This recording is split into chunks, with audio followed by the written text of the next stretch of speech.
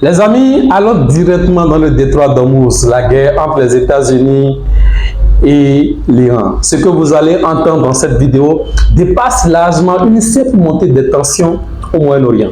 Ce qui se joue en ce moment dans le détroit d'Ormuz pourrait redéfinir complètement l'équilibre militaire mondial et surtout révéler une vérité que beaucoup refusaient encore d'admettre. Les grandes puissances ne sont peut-être plus aussi invincibles qu'avant.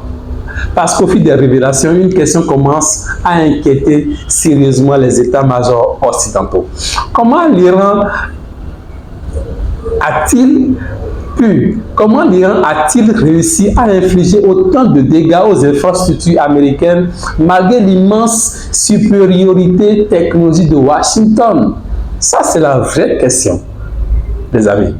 C'est la vraie question.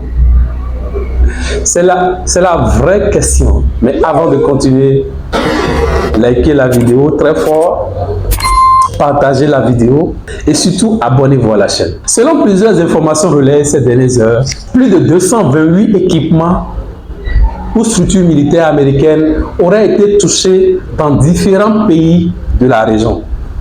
Et attention, on ne parle pas ici de dégâts mineurs, on ne parle pas ici de petits équipements, on parle de hangars détruits, on parle de dépôts de munitions touchés, on parle d'équipements militaires hors service, on parle et potentiellement d'avions extrêmement coûteux endommagés. Autrement dit, l'image de la puissance, de la première puissance au monde, l'image de la puissance américaine vient de subir un choc symbolique majeur. Et ce qui rend cette affaire encore plus grave, c'est que les attaques iraniennes semblent avoir exploité la plus grande faiblesse des armées modernes, la guerre des drones. Pendant des années, les États-Unis ont construit leur domination militaire autour de systèmes extrêmement sophistiqués. Ce sont les plus forts.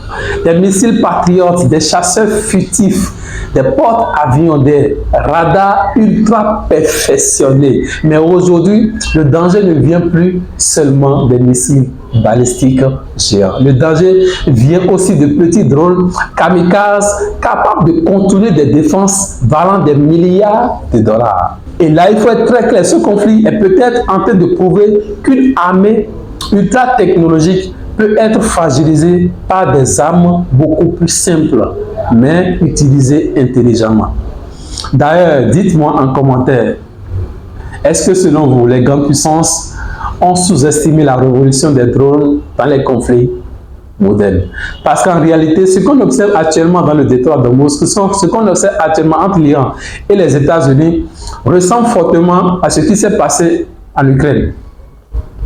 Les Ukrainiens, depuis plusieurs années maintenant, affrontent quotidiennement des drones russes et iraniens. Ils ont appris à développer des techniques d'interception adaptées à cette guerre du siècle. Et selon plusieurs analystes, les Américains eux-mêmes auraient été contraints de regarder de plus près l'expérience ukrainienne pour tenter de renforcer leur défense. C'est un retournement stratégique assez incroyable, c'est totalement fou. C'est totalement impensable. Hier, les États-Unis dominaient. Hier, les États-Unis donnaient les leçons militaires au monde entier. Aujourd'hui, certains experts expliquent que Washington aurait sous-estimé une menace que Kiev combat depuis des années. Et ce n'est pas tout, les amis. L'autre information extrêmement inquiétante concerne les capacités balistiques de l'Iran. Une autre évoquée dans cette séquence affirme que Téhéran aurait conservé environ 70% de ses stocks de missiles balistiques malgré les frappes israéliennes et américaines. Et là, on touche à un point fondamental, on touche à un point vraiment crucial. Beaucoup imaginaient que les bombardements allaient neutraliser rapidement les capacités iraniennes. Trump même l'avait pensé. Trump avait pensé que la guerre avec l'Iran sera une guerre de quelques heures, sera une guerre de quelques jours. Et il avait même dit qu'il allait raser l'Iran en quelques heures, comme il avait fait au Venezuela.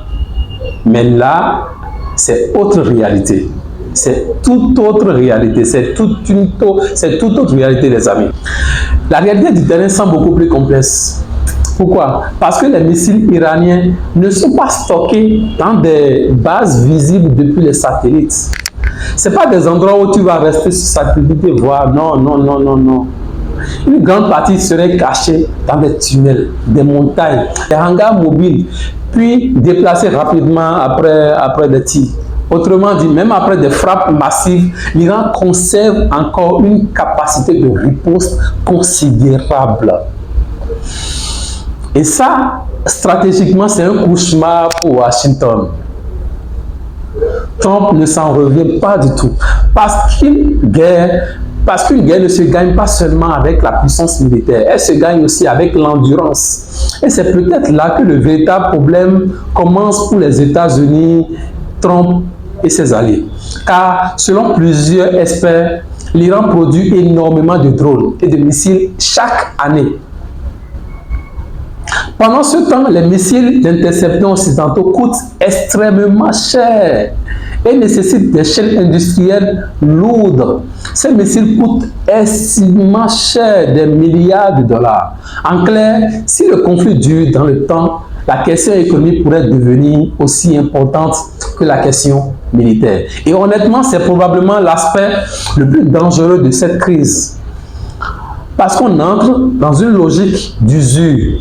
L'Iran cherche à épuiser les stocks adverses, à multiplier les attaques, à saturer les défenses, à pousser les États-Unis et les alliés à dépenser toujours plus. Et plus le temps passe, plus les monarchies du Golfe commencent à paniquer. Trump même commence à s'inquiéter. Car elles comprennent désormais quelles pourraient devenir les prochaines cibles directes. Imaginez un instant ce scénario. Imaginez un instant ce scénario. Des frappes massives contre des infrastructures pétrolières saoudiennes. Des attaques contre les installations gazières ou pire encore contre les systèmes de dessalement d'eau. Là, ce ne serait plus seulement une crise militaire, ce serait une crise économique mondiale immédiate. Oui, explosion des prix du pétrole, comme déjà, panique sur les marchés, perturbation du commerce international et tensions majeures dans toute la région. Et c'est justement pour cette raison que les relations entre Washington et certains alliés arabes deviennent de plus en plus tendues. Selon plusieurs révélations, les Saoudiens auraient très mal vécu certaines décisions américaines après les ripostes iraniennes. Parce que dans leur esprit, dans leur tête, une chose est simple. Si leurs infrastructures sont attaquées, ils attendent une réaction immédiate des États-Unis. Parce qu'ils sont des alliés. Or, certaines frappes iraniennes auraient été minimisées pour éviter une escalade directe. Résultat, la confiance commence à se fragiliser. La confiance diminue. Les alliés n'ont plus confiance en Trump. Ils n'ont plus confiance aux États-Unis. Et ça, géopolitiquement, c'est énorme. Parce que depuis des décennies, toute la stratégie sécuritaire du Golfe repose sur la protection américaine. Parce que ce sont eux la première puissance mondiale, la première puissance militaire mondiale. Mais aujourd'hui, une question commence à circuler discrètement.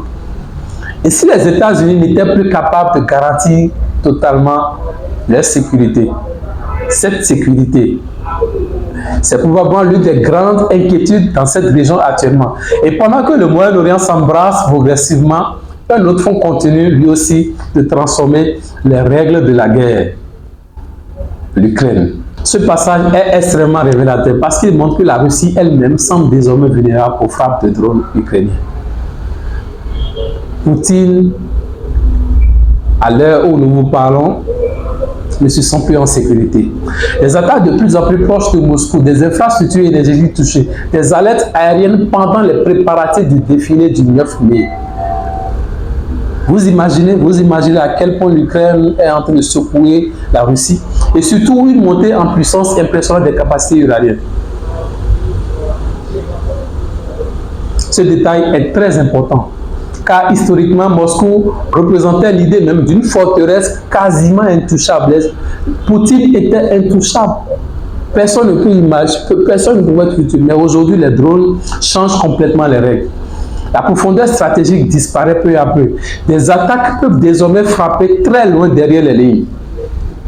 Et cela oblige toutes les armées du monde à revoir leur doctrine militaire. Les États-Unis, la Russie, les pays du Golfe, tout le monde découvre que des drones relativement peu coûteux peuvent créer des dégâts psychologiques et stratégiques énormes.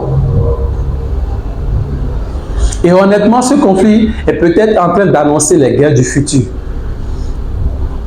Conflit entre l'Iran et les États-Unis. Des guerres où les essais de drones remplaceront parfois les avions, où les infrastructures énergétiques deviendront des cibles prioritaires, où les attaques asymétriques compteront davantage que certaines armées conventionnelles.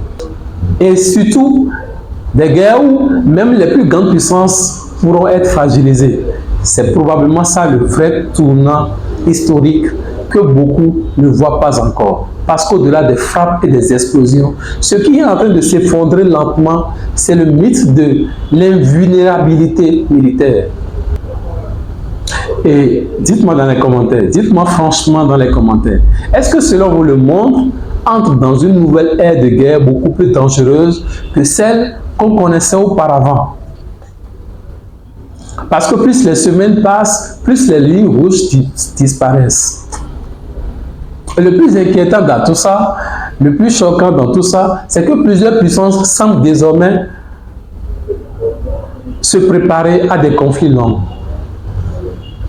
Production massive de drones, réarmement accéléré, nouveaux partenariats militaires, modernisation des défenses aériennes, comme si tout le monde anticipait déjà les prochains affrontements.